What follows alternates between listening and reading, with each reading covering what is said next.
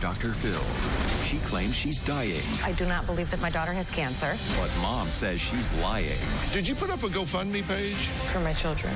You think she's trying to rip people off? Who's telling the truth? You tell the doctor that you had a hysterectomy 2 weeks ago. I've never had a hysterectomy. Why'd you tell him you did? You say you have stomach cancer and you have a heart problem and you haven't seen a doctor in a year. Is she hiding something?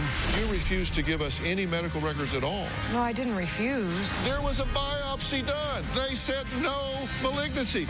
Do you believe you have cancer? I'm trying to think of an answer. How about the truth? Let's do it. Have a good show, everybody. Here we go. This is a safe place to talk about hard things. Stand by, Dr. Phil. I'll try to be an emotional compass and point you in the right direction. In 5, 4. I am not giving up on you. Go, Dr. Phil.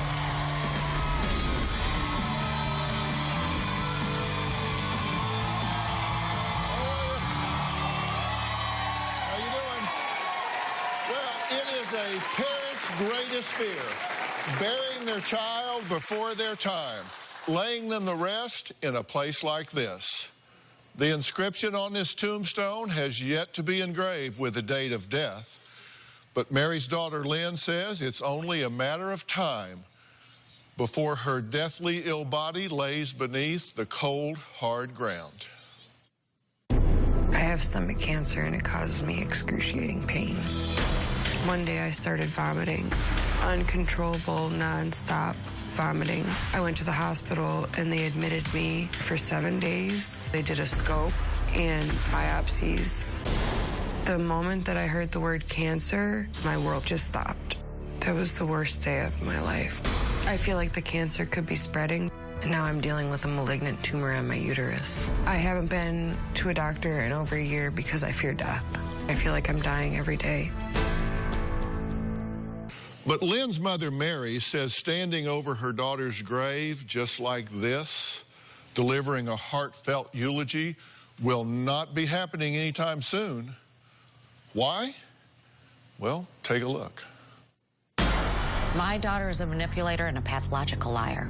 2 years ago, my daughter began a crusade of lies that has devastated me. I got a phone call that no parent ever wants to hear. Lynn told me she had carcinoid stomach cancer. She does not have cancer. I was in shock. She told me she had been to the hospital and they found 2 tumors in her stomach. At that point, I told my daughter that I was her biggest fan and I would do whatever it took to get her the help that she needed. My next step was to go with my daughter to see her doctors and come up with a game plan. But then there were no appointments scheduled, and it made me wonder why.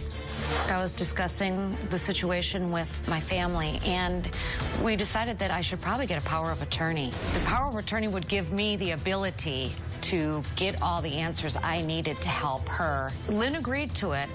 When I finally got a hold of the medical records, I come to find that there is no diagnosis of cancer. And I couldn't believe it. I found out that Lynn had a GoFundMe page. And when I saw it, my heart dropped to my stomach. The page was full of lies. Lynn continues to say that she has cancer and that she is dying, and I have yet to see proof. I am so crushed and devastated by this whole situation. I don't even know what to say. Why would she do this? Is it possible that you're in denial? I mean, whose mother wants to hear that their child has cancer? I'm Is not it in possible denial. you're in denial? No. Is it possible that you got involved and you're so overbearing and so meddlesome and so irritating to the doctors that they just blew you off and didn't want to tell you the truth? No, that's absolutely false. Because that's what she says, that you are going to cause her to die because you got involved and drove her doctors away, and now they won't treat her, and she's going to die of cancer, and you're going to live with it for the rest of your life. Well, first of all, I do not believe that my daughter has cancer. She told me that I was irritating the doctors because they were seeing her under the radar because she didn't have medical insurance. What does that mean, they're seeing her under the radar? She told me that they were seeing her without insurance. And so they weren't going to publish anything to her records because they didn't want to be sued. So that doesn't make any sense at all. Doesn't make sense to me. If you're not in denial, if you're not causing all of this to be under the radar, if it's not you, then it's her. So she's either a manipulative con artist or she is seriously delusional.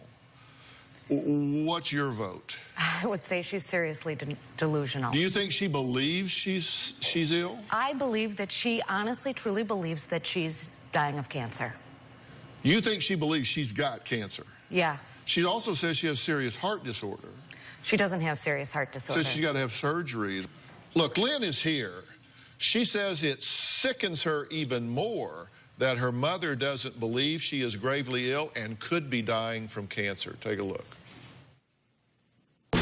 My mom does not believe that I'm dying. She got some of my medical records, and because she didn't find the word cancer in those papers, she said that I didn't have cancer. She was pretty much calling me a faker.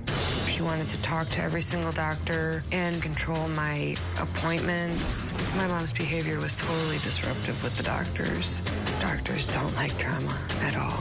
Most of them stopped seeing me after she became involved. I feel that my mom ruined my chances of getting my cancer treated.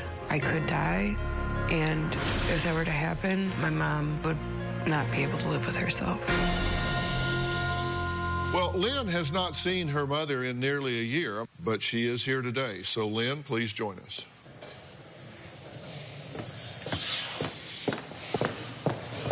Lynn, Dr. Phil. Nice to How are meet you? you. Have a seat right here.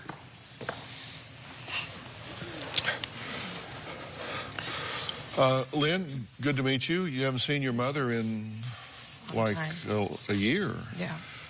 How do you feel about seeing her now? Okay.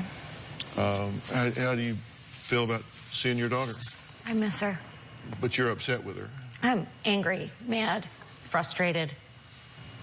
I want her to come clean. I think she's seriously mentally ill. You have stomach cancer, correct? Mm-hmm. You said you were diagnosed with a carcinoid stomach cancer, and you had 2 malignant tumors that were found. They were small but very aggressive, correct? I'm not sure how aggressive, but yeah.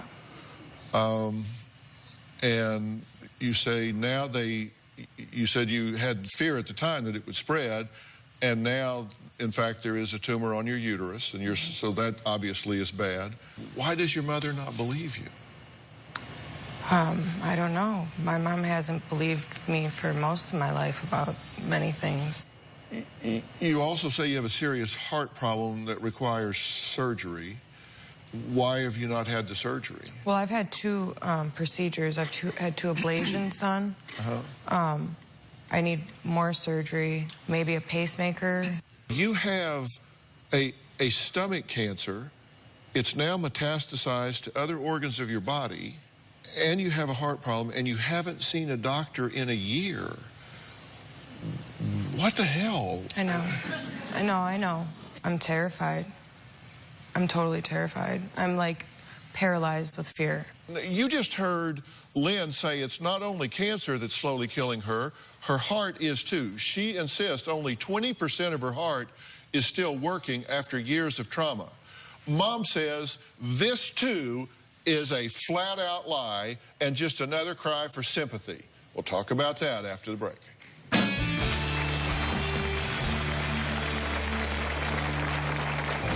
I suffer from depression, anxiety, diverticulitis, irritable bowel syndrome.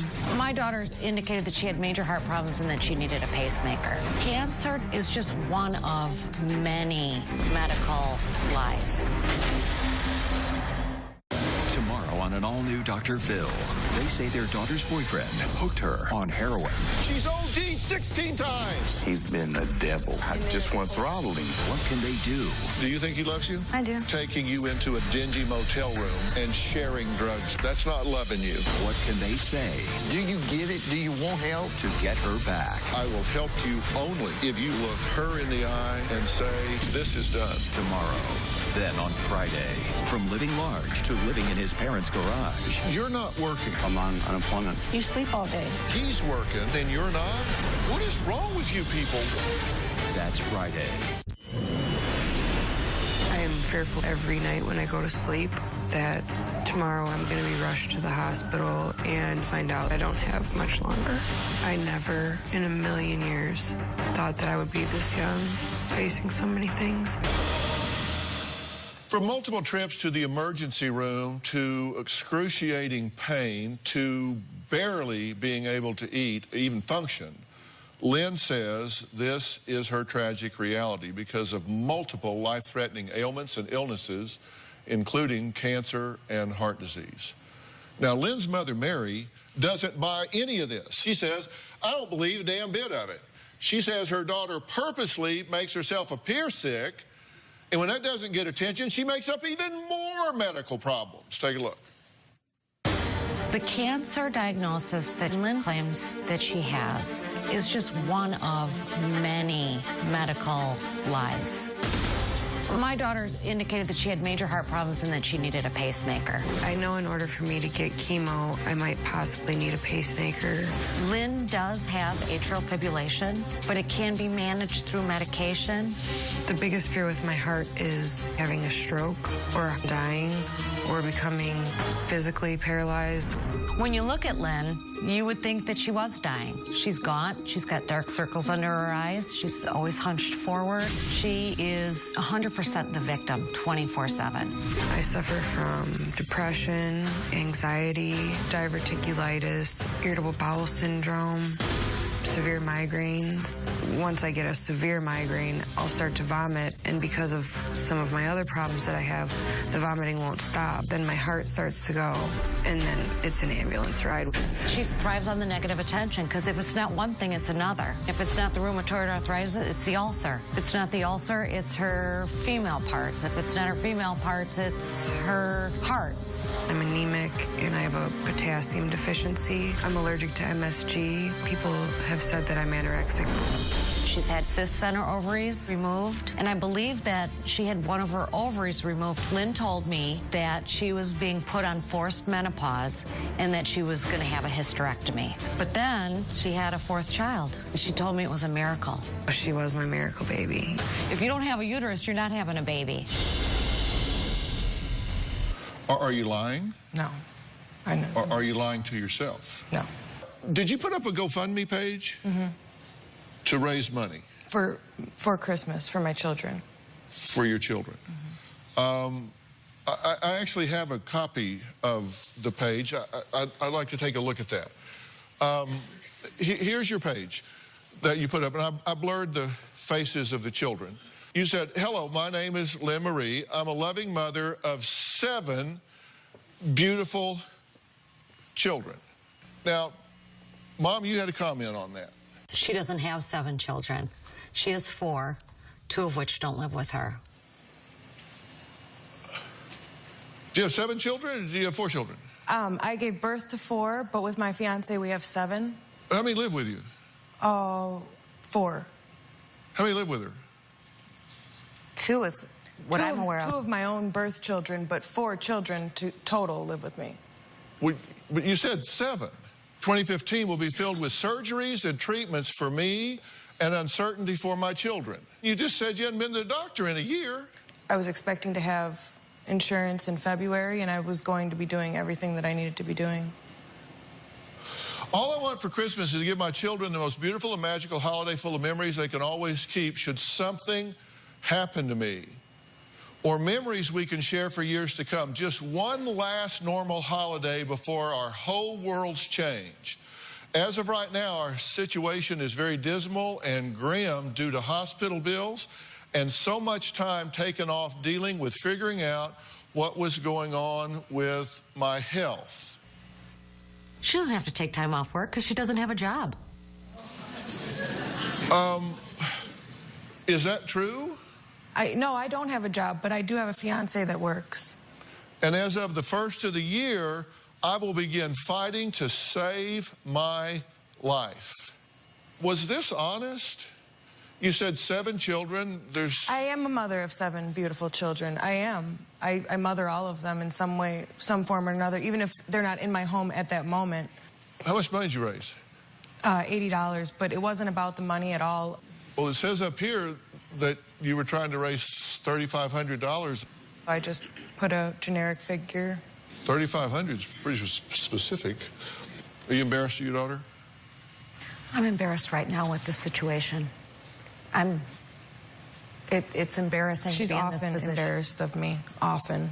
You think this was a rip people off? I believe she had rent to pay. All I got was $80. I didn't push that page. As soon as Cheryl started downgrading me on Facebook, I didn't push that page anymore at all because I knew how much of embarrassment it was to you. Well, Cheryl, that they're referring to as Mary's best friend, she says that she's tired of sitting back and watching Lynn abuse Mary's motherly love and con innocent people into believing she's sick. Well, we're going to add her to the conversation after the break.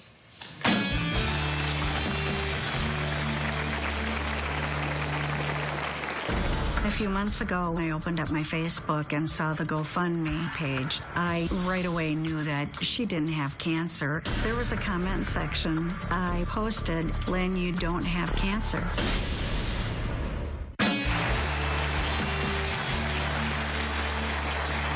Well, my guest Lynn says that she is suffering from numerous medical conditions, including but not limited to stomach cancer, serious heart disease, uterine cancer, and rheumatoid arthritis in her spine. She also has claimed at one point to have had a hysterectomy and an ovary removed, which forced her into early menopause. But her mother, Mary, says she doesn't believe any of this. Well, Mary's best friend, Cheryl, says she is tired of Lynn pulling at her mother's heartstrings and is sickened that Lynn has taken her sob story public, trying to con people out of money online. Lynn is making this whole cancer story up.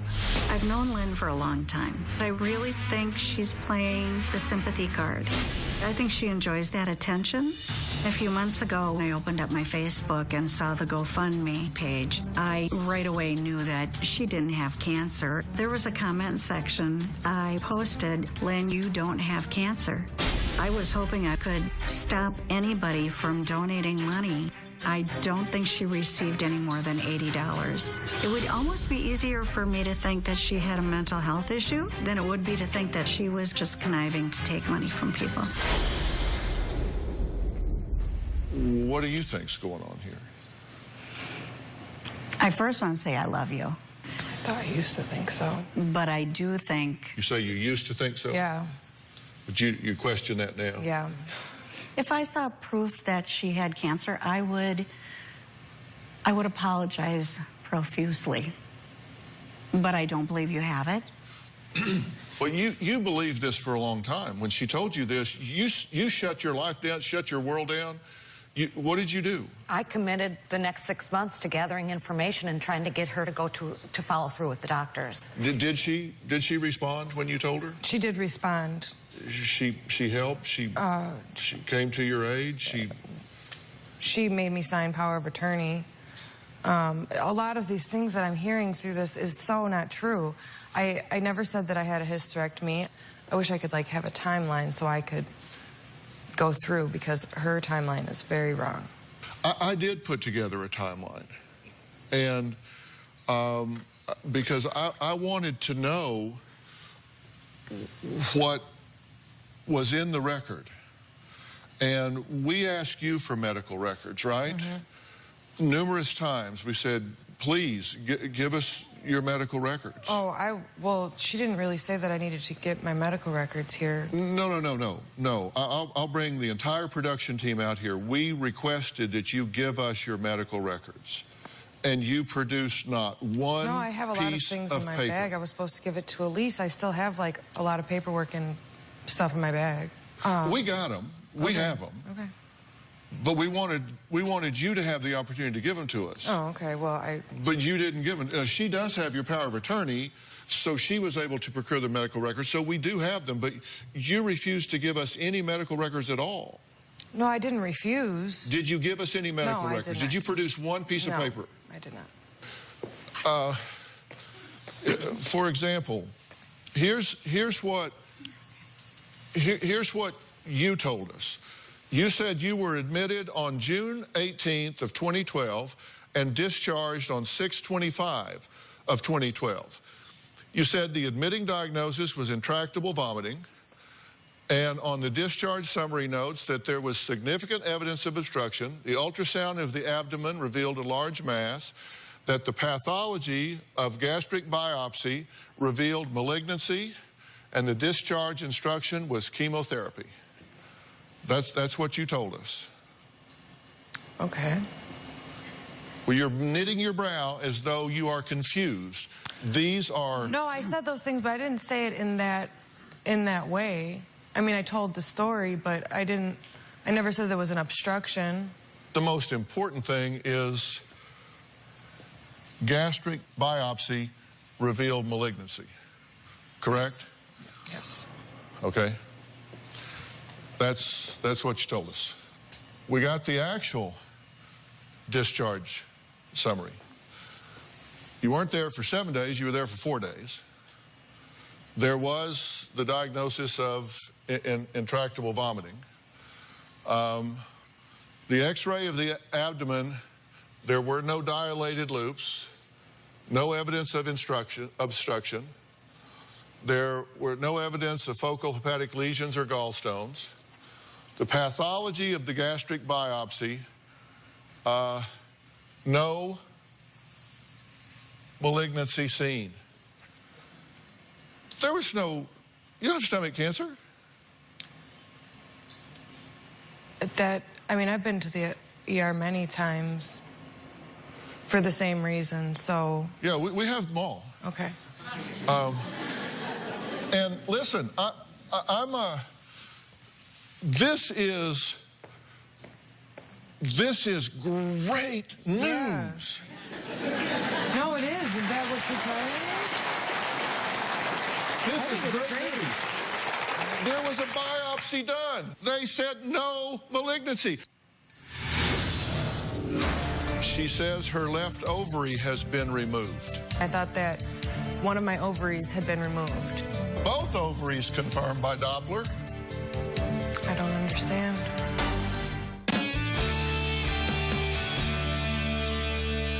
Okay, you're there on 6/14/2012. You tell the doctor, at that point, you tell the doctor that you had a hysterectomy 2 weeks ago. I think I said partial, but I've never said I had a hysterectomy. I've never had a hysterectomy. You didn't tell him partial, you said hysterectomy. Well, I didn't mean hysterectomy. And partial means the uterus. They leave the ovaries, but they take the uterus. Let's just listen to your words. Let's listen to this. And now I'm dealing with a malignant tumor on my uterus. And now I'm dealing with a malignant tumor on my uterus. And now I'm dealing with a malignant tumor on my uterus. You don't have a uterus because you had a hysterectomy. No, I didn't. I never had a hysterectomy. I've never claimed to have a hysterectomy. You did claim to have a hysterectomy. It's in your medical records. You told me you had a hysterectomy. But I did not mean that. I wanted to be sure, so we contacted a leading OBGYN, and they said, no, if you have to have a uterus to have uterine cancer. And you said that you have malignancy, a malignant tumor on your uterus, and you can't do that if you don't have a uterus to have cancer on. Okay, so then your cardiologist wrote a letter to your mother. This is from your cardiologist. He says 11/22. This is November of that year. Diagnosed with gastritis. Gastritis and carcinoid, you get a big difference, right? Yeah. Big difference. Yeah. And so he's writing here about that. It says, malignant carcinoid, no such history. And she never mentioned anything about chemotherapy or radiation. And by the way, this serious heart problem, this is your cardiologist, serious heart problem, it's going to require surgery and you can't do any chemo because of your heart. He says atrial fibrillation is being controlled with medication. I don't see any evidence to support the notion of irreversible damage. Just not true. Do not have any indication for a pacemaker. Do not believe she would qualify for disability. That was the one thing that my mom was wanting him to say in that conversation. I remember that doctor's visit. And I had just had a heart procedure, so I didn't understand how he could say anything like that because he didn't even do the heart procedure. Then 923, again, you're admitted. She says her left ovary has been removed. Okay? Then they do a scan, and they say both ovaries confirmed by Doppler. They are unremarkable except for some small cysts. Uterus still hanging in and is otherwise unremarkable. So this is in the fall of 2012. You tell them at that visit, you say your left ovary's been removed. I thought my left ovary had been removed. How do you think your ovary's been removed? That's when I had that procedure and I had all those things done. All of what things done? I don't know. My mom should have the list of what was done. You have 2 ovaries and 1 uterus. You said you had a partial hysterectomy. This says you have... That's what I thought it was. I thought when I had my partial hysterectomy, I thought that one of my ovaries had been removed. Well, apparently you didn't have a partial hysterectomy. No, apparently not. And apparently you don't have stomach cancer. No, if that's true, that's fantastic. You would be like... I'm extremely ecstatic if that is true, right? I agree. I am. I just don't believe... I mean, I heard it from a doctor. You said on your tape, when I heard the word cancer, my life just stopped. Did. And I'm just taking that word away, so your life should just be restarting. Yeah, absolutely. You've been taking Norco and Xanax that you're buying on the street.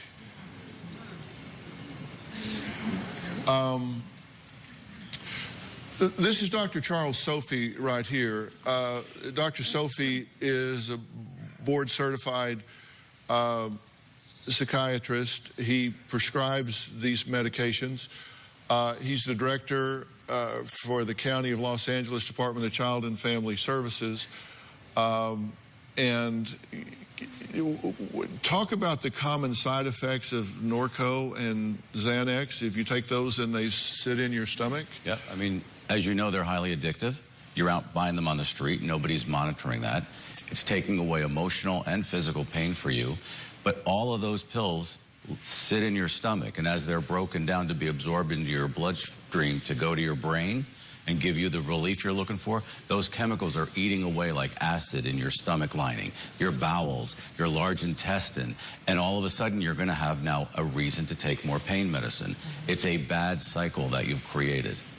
Could this explain the gastritis? Could this 100%. Explain the vomiting? Could this contribute to those 2 things? 100%. You got to get off the pills. You've been under the belief that you had cancer, and you're telling me you haven't even read your records. What the hell's going on here?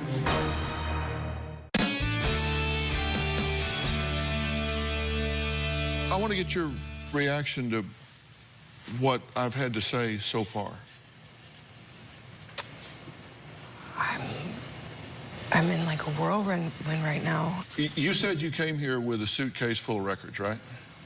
Well, not full. I mean, I have a couple things. You've read your records, though, right?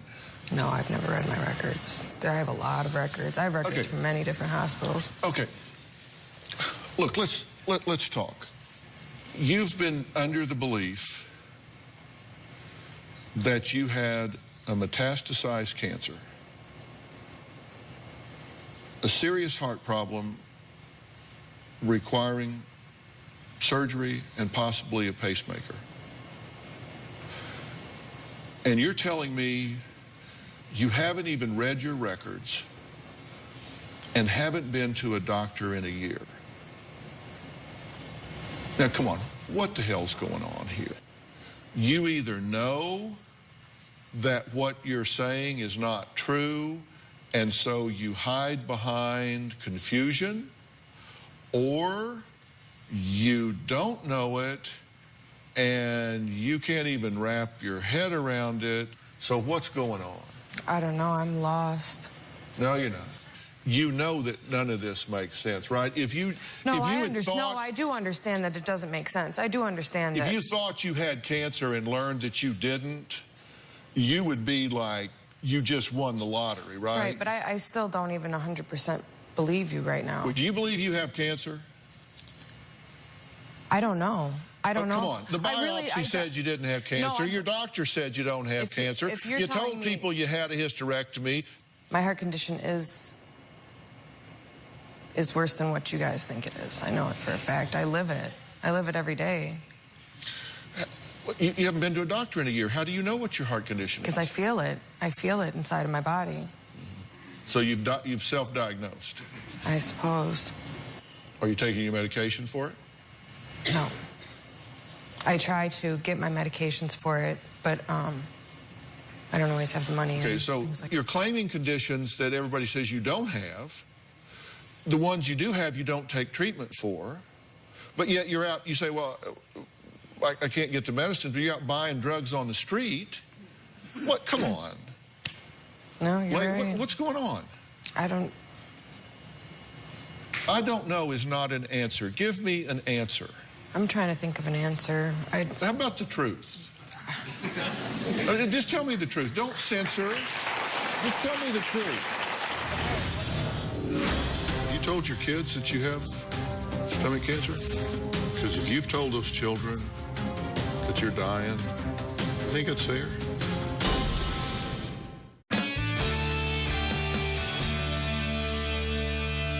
I want you to tell me the truth about what the hell's going on. You have a condition you're not treating, but yet you're out buying drugs on the street. You're claiming conditions that doctors say you don't have. I tell you you don't have it. I show you the records that say you don't have it. You say, well, I never read my records. You haven't read them, but I have. So you say, I wish I had a timeline. So you know what? I got one. ... You go, oh, well, gee, I don't know if I believe that. You wanted a timeline? I gave you one. I don't know what you're asking me right now. I don't know what's going on. I'm like... You're either lying to me or you're lying to yourself. I'm not lying to anybody. If you're telling yourself you have disorders and diseases you don't have... Which I'm not. So you believe you have these disorders. Right. You've convinced yourself you have them. I mean, I haven't convinced myself. If you hear it from a doctor, you're going to take it for its word. No doctor has ever told you you had stomach cancer. I sat in that room and I heard the word cancer. You left the hospital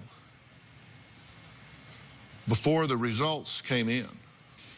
So isn't it you that decided you had stomach cancer?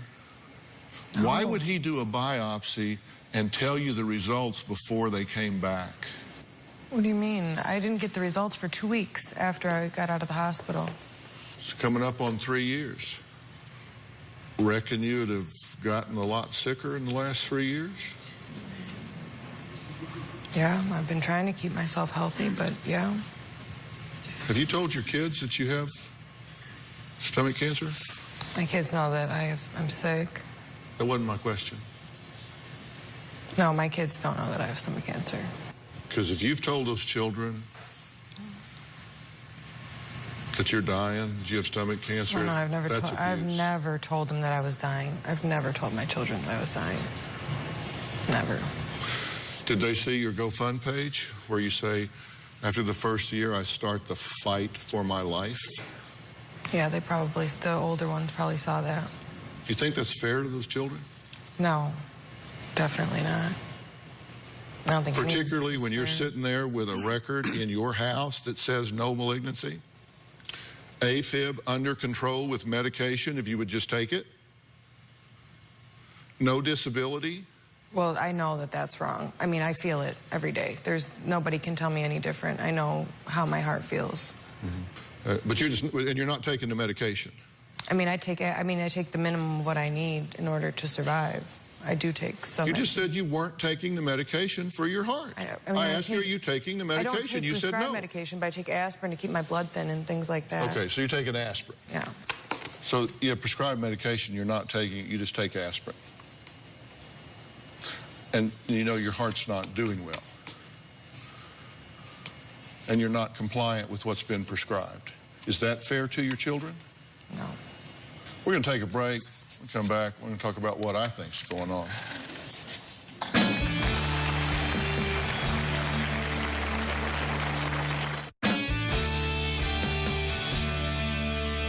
You know, there are a variety of possibilities that are going on here.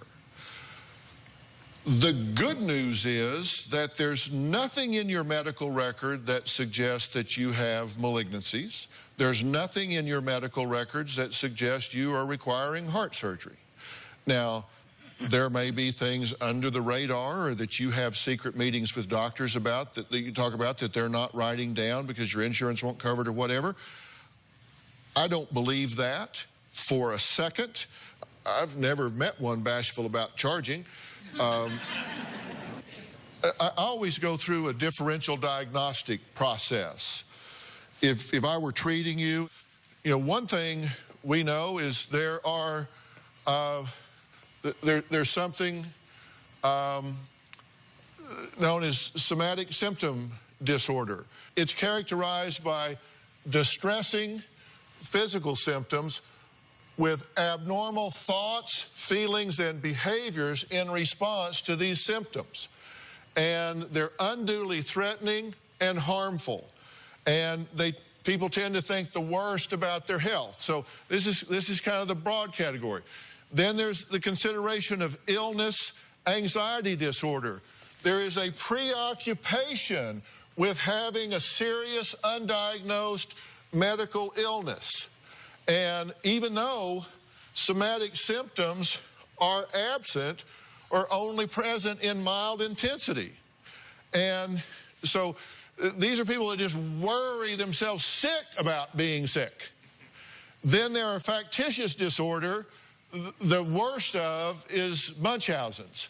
And these are people that are characterized by falsification of physical or psychological signs or symptoms, and the induction of injury or disease in themselves or another.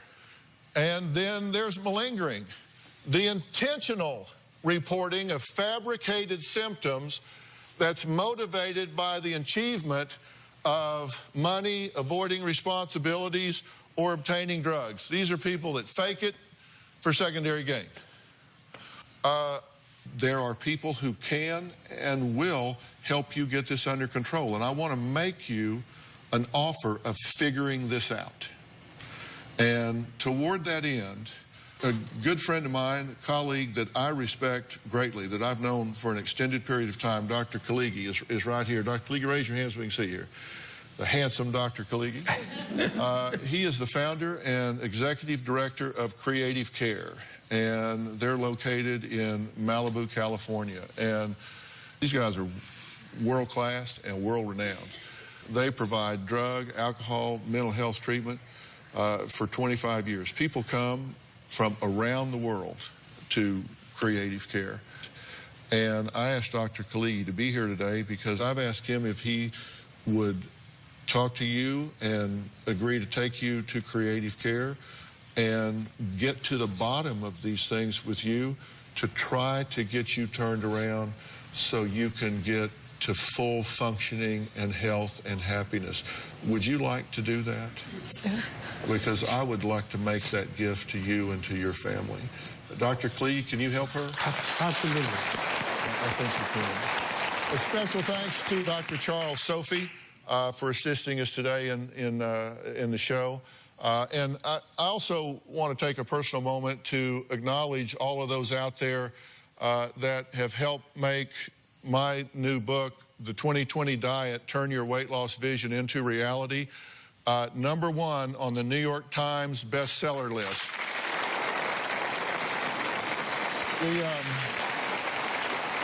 We've also had great fun with the new 2020 Diet app that provides all the diets, recipes for breakfast, lunch, dinner, and snacks that you need to maintain this diet. The results have just been crazy. You guys are having fun with this, and it's great to see how much weight you're losing in a healthy way. So, and everybody in the audience, I'm going to send you all home with a copy of 2020 Diet Stuff. All right, so thanks for being here. We'll see you next time.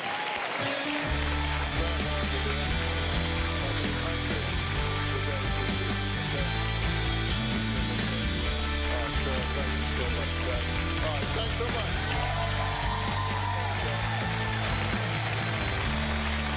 Thanks, guys.